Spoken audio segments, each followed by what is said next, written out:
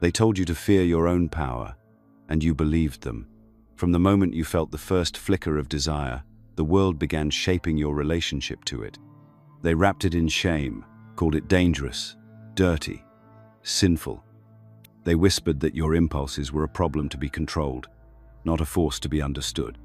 And just like that, you were cut off from the most potent energy within you, not because it was evil, but because it was powerful. What they never wanted you to know is this: sexual energy is not just physical, it's transformational. It's the life force that creates worlds, moves mountains, and bends reality to your will when consciously directed. For centuries, secret societies and mystics understood its potential. They didn't waste it. They mastered it. They used it not for indulgence, but for evolution, for alchemy. And while the world around you reduced sex to a transaction or taboo, they were quietly building power. This is the part they never taught you. Because if you knew how to unlock it, you'd stop chasing, stop conforming, stop obeying, and start attracting everything you truly desire. Sexual energy is not just about reproduction or pleasure, it is creation itself. It's the primal pulse that shapes stars, gives form to thought, and fuels the very rhythm of life. But somewhere along the way, you were taught to disconnect from it. Not because it lost its power, but because its power was too great to be left in your hands. Ancient cultures understood this. In Egypt, sexual energy was woven into their spiritual cosmology. In India, it was revered through Tantra, not as indulgence but as a sacred science. Tibetan monks studied inner alchemy, mastering their energy to transcend the body and open gateways to higher consciousness. These were not primitive myths. They were codes, techniques, systems of power passed down through initiates, never the masses. Because this energy, when harnessed, does more than arouse. It aligns, it awakens, it amplifies your intentions and reshapes the very field around you. Every desire you've ever had is a signal.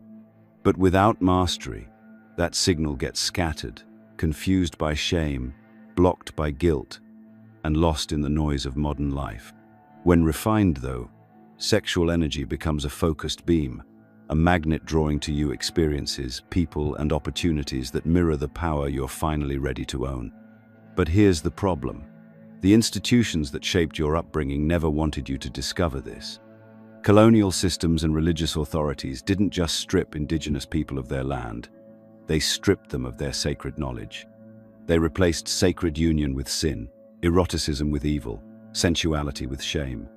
They recoded your instincts as threats and demonized the body as a prison, not to protect your soul, but to claim ownership over it.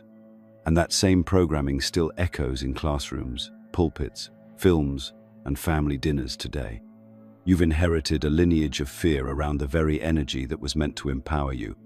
What they feared most was that you'd remember your energy isn't a problem, it's the solution, that your desire is not a flaw but a compass, that when awakened, your sexual essence doesn't just bring pleasure, it brings clarity, direction, magnetism. You don't need to be told what to want. You already know. The real task is peeling away the layers that told you not to trust it.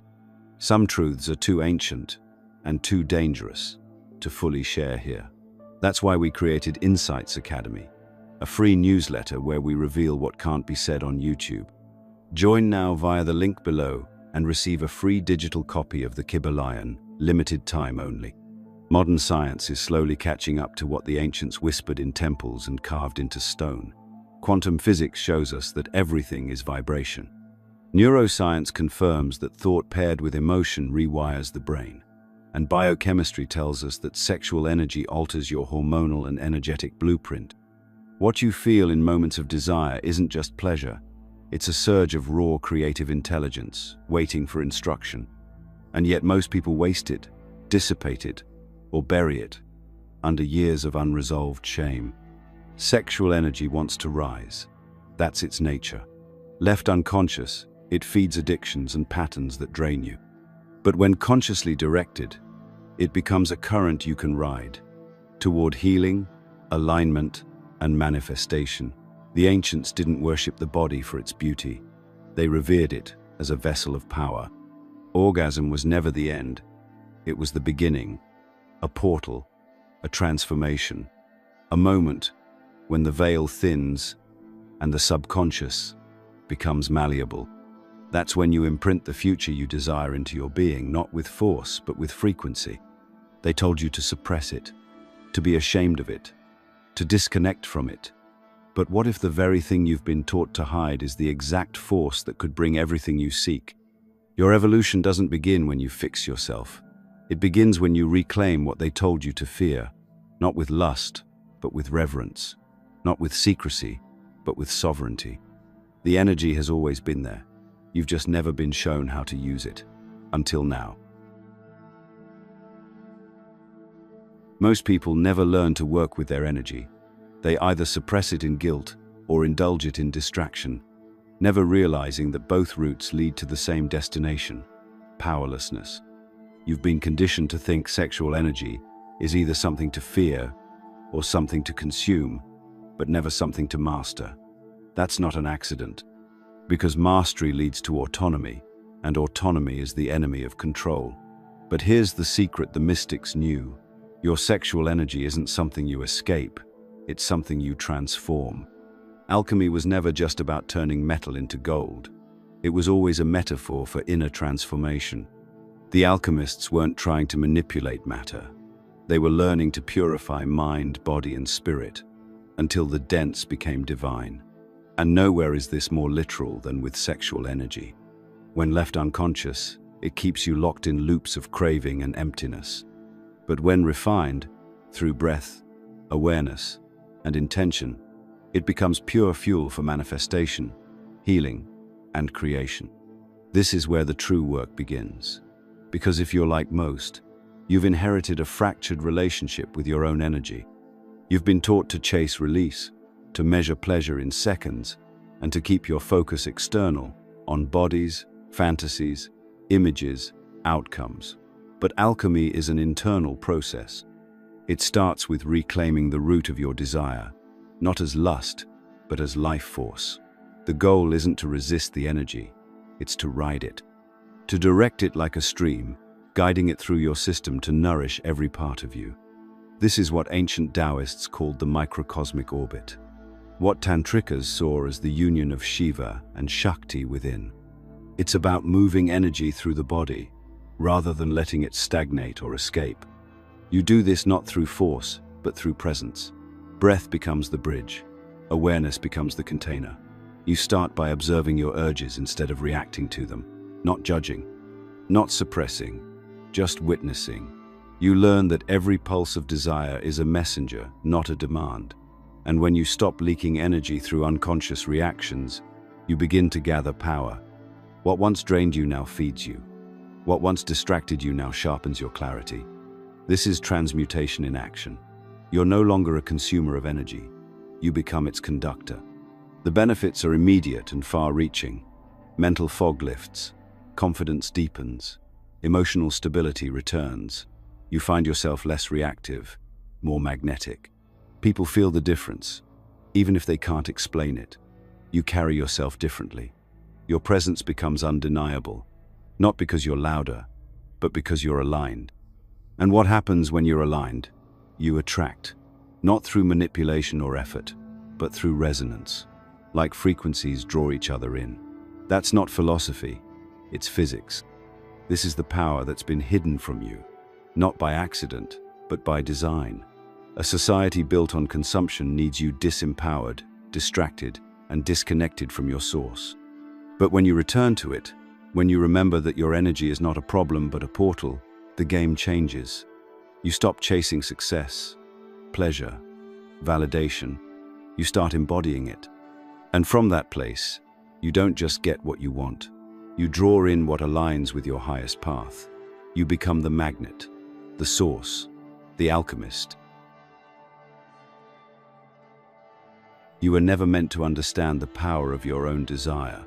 From the moment you became aware of it, the system moved in to shape it, to distort it, to weaponize it against you. It didn't do this openly. It did it through shame, silence, and slow conditioning. You learned to associate arousal with guilt before you ever had the chance to ask why. You were told it was dirty, dangerous, sinful, that certain urges made you bad, that purity was obedience and desire was a flaw. But underneath all of that noise was a simple truth the system never wanted you to realize. Desire is energy, and energy is power. Because if you control someone's relationship with their own sexual energy, you control how they see themselves, how they behave, and what they believe they deserve. You don't need chains to enslave people, you only need shame. You don't need a prison when the bars are internalized. And so that's what they built, a psychic cage. It started in schools, in churches, in families. No one had to explain the rules, you felt them.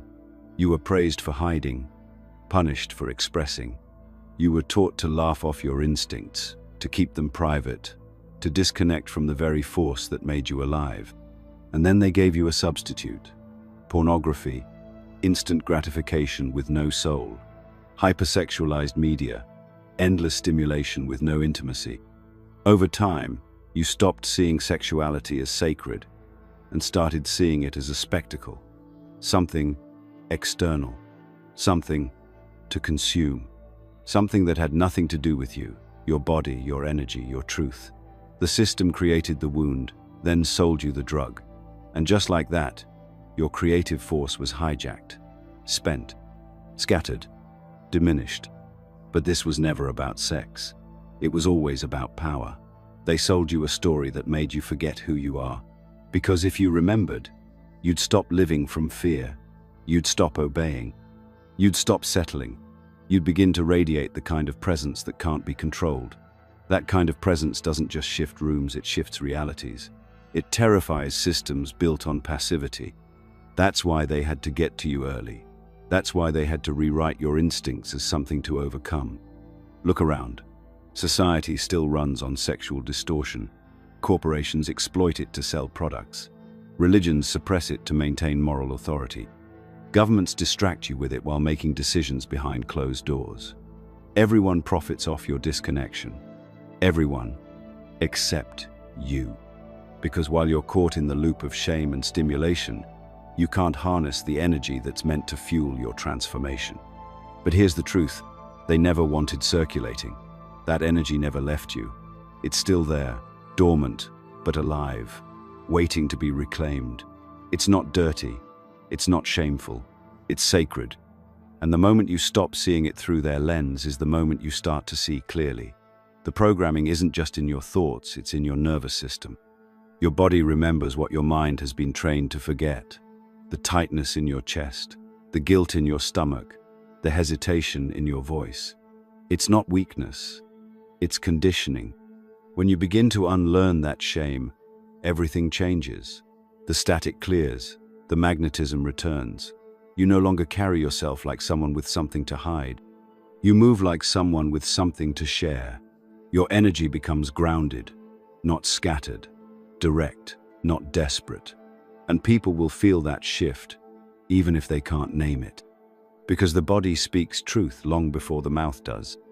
They didn't want you to see this, but you're starting to. That's how the system loses. Not when you fight it, but when you outgrow it. And the first step is reclaiming what they convinced you to throw away.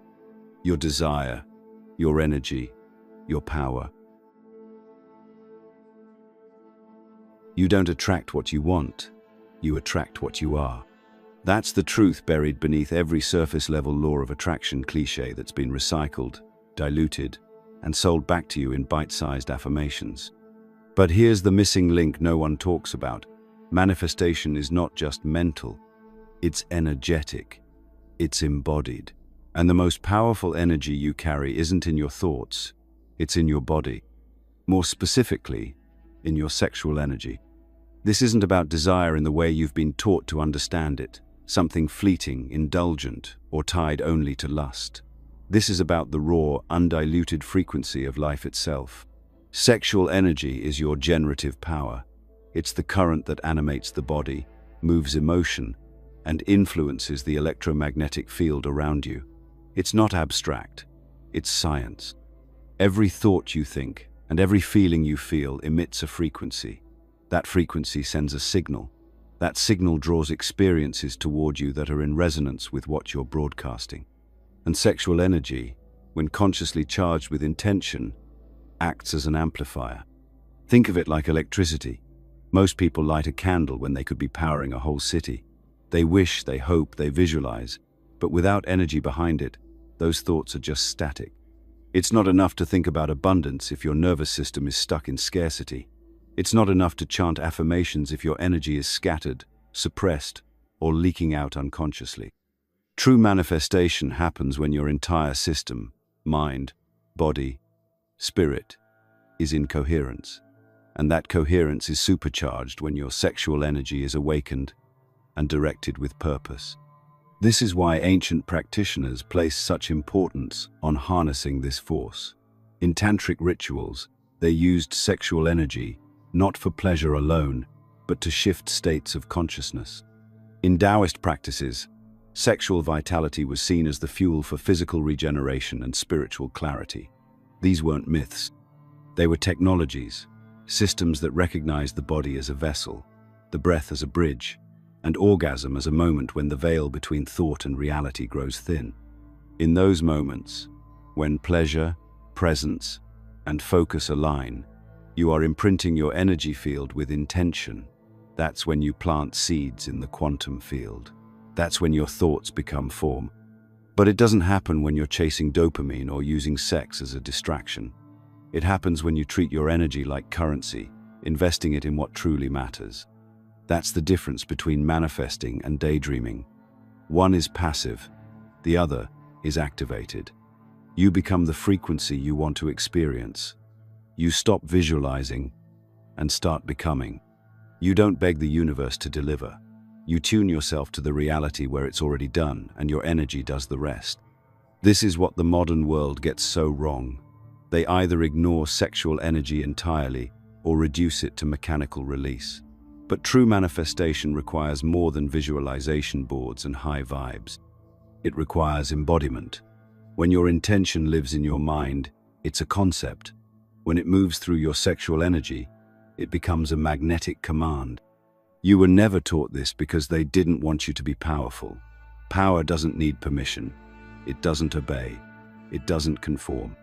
A person who can direct their energy doesn't fall for empty promises, toxic jobs, or meaningless validation. They don't need to chase. They become the center of gravity, and the world responds. So next time you feel desire rise within you, don't waste it. Don't silence it. Don't numb it. Sit with it. Breathe into it. Ask it what it wants to become. Use it to shape the reality you choose to live in. That's sexual alchemy. That's manifestation, not from desperation, but from embodiment. You already have the power. The question is, are you using it? You can't manifest anything lasting if you're still ashamed of the power creating it. And for most people, shame isn't just an emotion. They wear it like skin. It sits in the body. It shapes their posture. It infiltrates their thoughts. It's quiet, insidious, and always whispering the same message. You're too much. You're not enough. Desire is dangerous. That shame didn't begin with you. It was passed down, layered into language, embedded in tradition, slipped into religion, echoed in silence. But here's the truth buried beneath all of that weight. Shame is not native to you. It was installed. From childhood, most people are taught that their bodies are embarrassing. That pleasure should be hidden. That desire should be suppressed or earned through permission. The moment a child is told not to touch themselves, not to ask questions, not to explore, they're being conditioned to distrust their own impulses.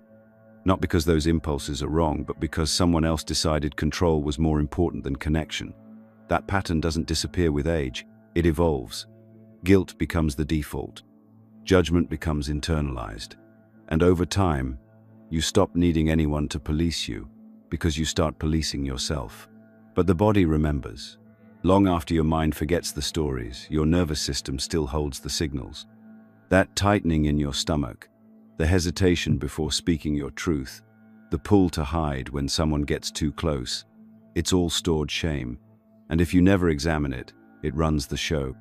You can't fully embody your power while also apologizing for it. You can't manifest abundance if you feel unworthy of having it. You can't radiate magnetism if a part of you still believes you're wrong for shining. That's not just mindset, it's programming. Transcending shame doesn't happen through force or performance. It happens through presence, through soft, consistent attention to the parts of you that were made to feel like they needed to shrink. The places that were told they were too loud, too wild, too sensual, too curious. You meet those parts not with correction, but with compassion. You breathe into them. You listen to them. You reclaim them, because they hold the keys to your energy, your creativity, your magnetism. They're not flaws. They're fragments of the self that was never allowed to exist freely. One of the most powerful practices in sexual alchemy isn't physical. It's emotional. It's learning to feel desire without attaching shame. It's being able to sit with arousal, presence, power, and not flinch, not reach for distraction, not shut it down or act it out. Just be with it, to let the energy rise without fear. Because when you can hold your energy without reacting, you begin to rewire your entire system. The body learns safety, the mind learns trust, and your energy stops scattering. It consolidates, it strengthens, it becomes yours again. This is what most people never experience, because they've been trained to run, to seek numbness instead of truth. But once you stop running, you realize desire isn't your enemy, it's your compass. It shows you what you're drawn to, what you long to express, what you came here to create. And instead of filtering that through guilt, you start honoring it. You move from repression to refinement. You don't chase pleasure, you create with it. When you transcend shame, you don't just unlock more energy. You change the way the world responds to you. You walk into rooms differently. You speak with a calm certainty that doesn't ask for permission. You attract people, opportunities, and experiences that resonate with the version of you that no longer hides. And what they feel isn't just confidence, it's coherence, power, presence. You've been taught your desire is a problem. But what if it's the map back to yourself? What if the part of you you've been taught to fear is the exact part that leads to your freedom? This isn't about indulgence. It's about integration. You don't need to fight your desires. You need to feel them, understand them, and channel them. Because when you do, you stop being at war with yourself, and that's when your energy finally flows. Your body is not a cage, it's a circuit, a living, breathing temple of energy, wired with intelligence far beyond what you were ever taught in school. It holds memory, intuition, and power. But most people never learn how to use it. They treat the body as something to fix or tolerate, not as a sacred tool for transformation. And that's exactly how the system wants it. Because a person disconnected from their body is disconnected from their truth. And a person disconnected from their truth is easy to guide, manipulate, and control. What ancient traditions knew, and modern science is only beginning to confirm, is that the body is a portal, a bridge between the seen and unseen. Your mind may try to think its way to freedom, but true transformation begins in the body. Your nervous system doesn't lie, your heart doesn't perform, your breath doesn't filter. When these systems are activated and aligned, you don't just feel better, you become different. You vibrate differently, you attract differently. Because energy doesn't lie either. Sexual energy is the key to unlocking this full body intelligence. It starts in the root and rises through you like a current, like a spiral, like breath itself. The spine isn't just a biological structure, it's a channel. What the yogis called sushumna, what the Taoists described as the microcosmic orbit. It's a path, a conduit, a wand, if you will, for directing energy. And when that energy rises with presence, not just during sex, but during meditation, movement, stillness, it clears out everything in its way. Shame, trauma, confusion. It purifies. It rewires. It upgrades. You've been taught to separate your mind, body, and soul as if they're different. As if thinking is one thing, feeling is another, and your body is just a meat suit you drag around. But that's the biggest lie of all. Your body is where your subconscious lives. It's where your conditioning plays out. It's where your deepest truths and deepest wounds hide. You don't change your life by thinking new thoughts alone. You change your life by embodying new frequencies. That's what the mystics meant when they talked about becoming light. And sexual energy isn't just physical, it's bioelectrical. It lights you up. When you're turned on, not just sexually, but spiritually, you become magnetic. Your posture changes. Your eyes sharpen. Your breath deepens. You stop shrinking. You stop apologizing for taking up space. That's not confidence. That's coherence. That's energy moving through the entire system, unblocked, alive. This energy knows where to go, if you let it. But most people either suppress it or release it too quickly, never giving it time to rise. They short-circuit their own power out of habit, guilt, or simple ignorance. They weren't taught the tools, but you can be. Breath is the first tool.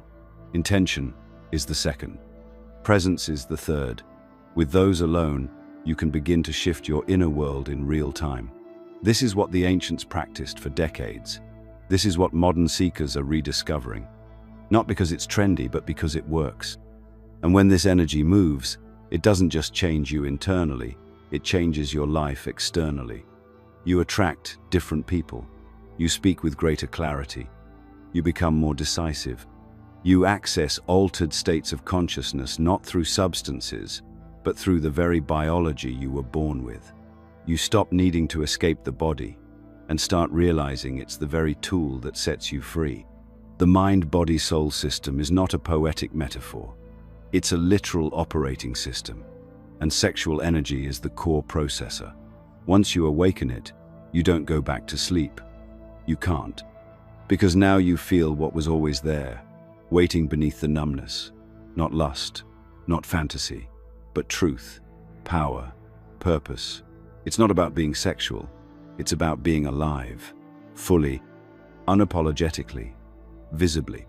Your body is the compass. Your breath is the guide. Your energy is the map. And you already have everything you need to find your way. Most people walk through life dimmed, their energy muted, their presence diluted, their desires buried beneath layers of guilt, exhaustion, and distraction. They scroll, they perform, they imitate, but they don't radiate. They've forgotten how.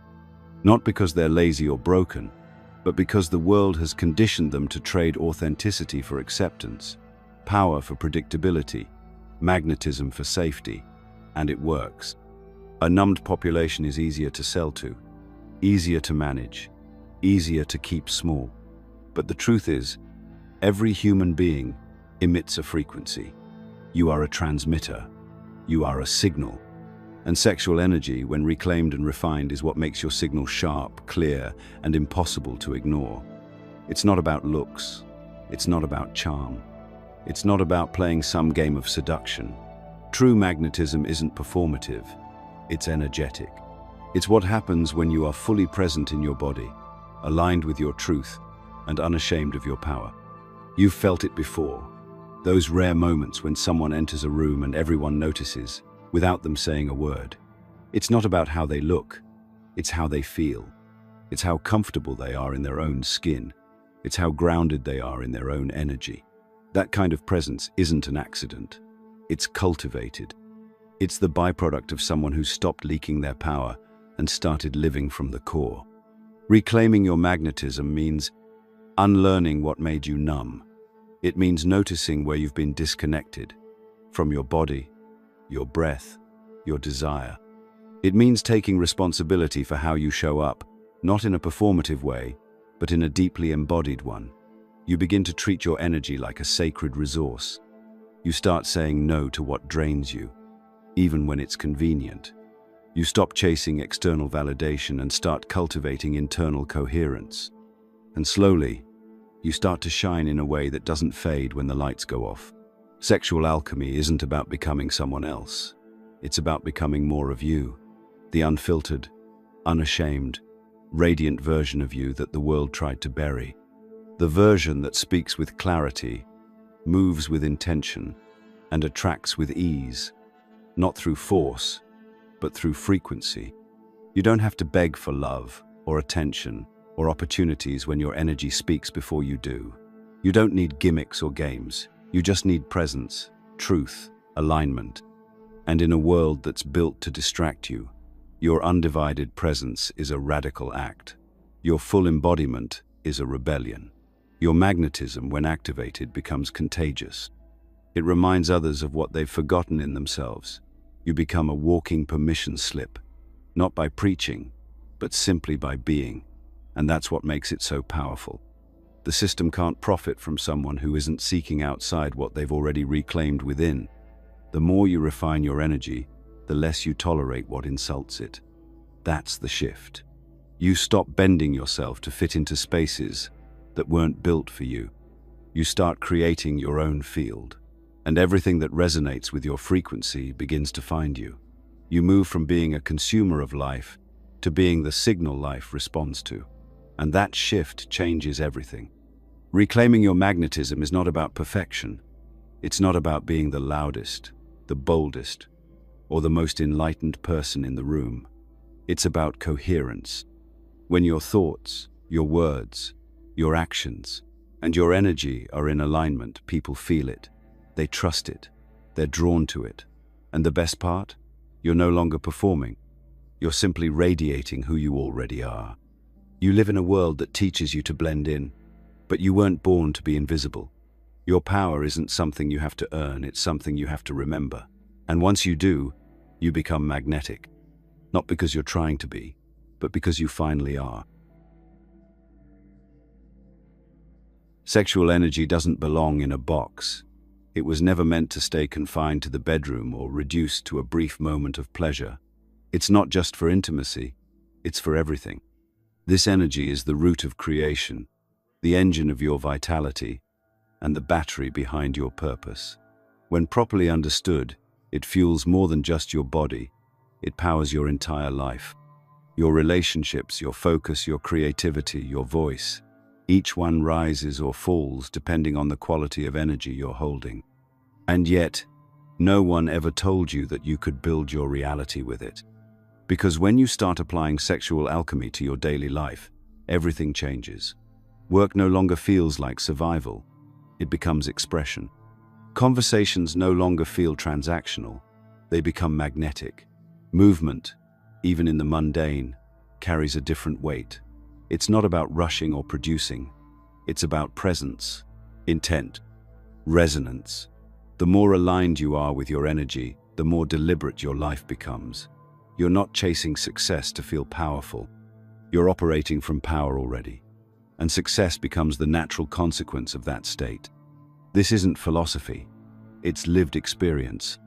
When you harness your energy and direct it with clarity, your nervous system becomes regulated, your decision-making sharpens, and your emotional resilience grows.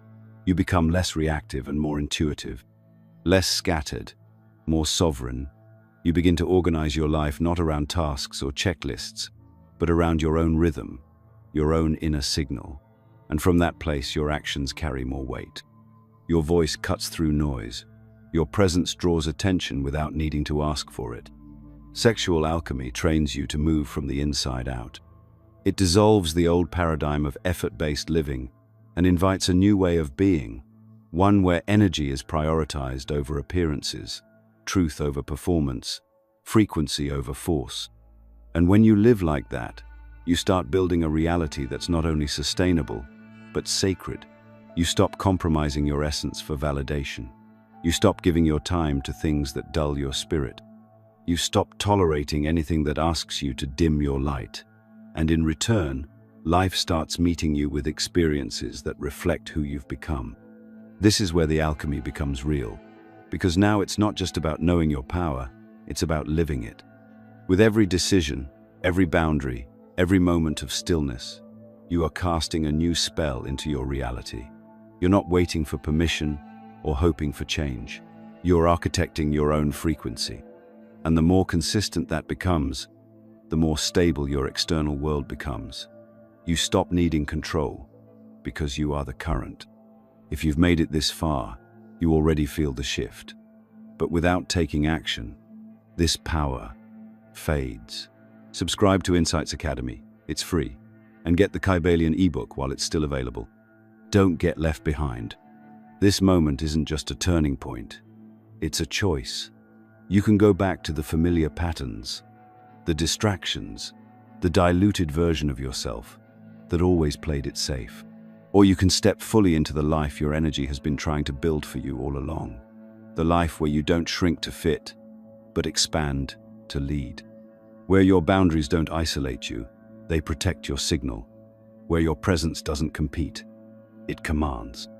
Your sacred power isn't something outside of you. It's already in your body, already in your breath, already in your system. It doesn't need to be created. It needs to be remembered. And once remembered, it needs to be lived, not in secret, but in plain sight, not with fear, but with reverence. The world doesn't need another copy of someone else's dream. It needs you, lit up, switched on, aligned with your fire. That's the real revolution. Not louder, not faster, but deeper, truer, magnetic. You were never missing anything. Not love, not worth, not power.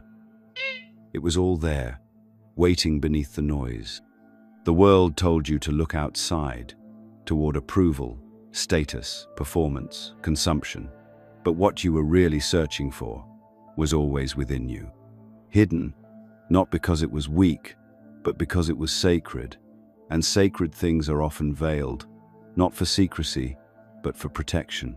The tragedy is that you learn to doubt it, to doubt yourself.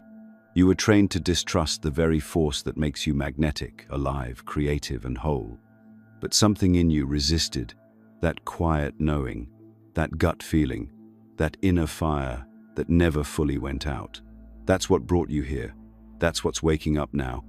Sexual alchemy isn't about learning something new. It's about remembering what you were taught to forget. It's about returning to the original you, before the guilt, before the performance, before the silence. The you that knew your energy was meant to be felt, not filtered. The you that didn't apologize for existing. When you reclaim this energy, life begins to reorganize itself around you. People sense it. The ones meant to find you do. The ones that drain you drift. Doors open that logic can't explain. That's not a coincidence. It's resonance. Because the world doesn't respond to what you say you want. It responds to who you are. And when you live as someone who trusts their energy, honors their desire, and radiates presence without shame, reality mirrors that back to you, with clarity, with opportunity, with truth. And here's the real shift. You no longer need to force things. You don't need to hustle for what's already aligned. You move through life with calm conviction. You stop living on autopilot. You start designing your days based on what feeds you, not what depletes you. That doesn't mean life becomes easy or perfect, but it becomes yours, fully, unapologetically, unmistakably yours. The system will still try to pull you back. It will tempt you to forget. It will sell you the same old lie dressed in a shinier package. But once you've felt your energy rise, once you've experienced your body as a portal and your desire as divine, you can't unsee it. You've outgrown the illusion. You've reclaimed your compass. And that compass doesn't point toward escape. It points toward embodiment. You don't need more noise. You need deeper silence. You don't need more stimulation. You need real sensation. You don't need someone else's map. You are the map. This isn't just about sex or power or even attraction. It's about alignment, living in a way that your inner and outer world no longer conflict. And from that space, everything becomes clearer. Every yes, every no, every step, every pause. It all flows from the source you've finally remembered. No more shrinking, no more apologizing, no more settling for half-truths and diluted versions of who you came here to be. Your sexual energy is not dangerous. Your power is not too much. Your presence is not a threat. They only taught you that so you'd never fully inhabit it. But that time is over. This is the era of remembrance, of return, of reclamation. You don't need fixing. You need permission. And you're the only one who can give it. You are the alchemist. You are the channel. You are the current. And the world is waiting for the version of you that finally understands that. If this video resonated with you, let us know by commenting, "I understood it."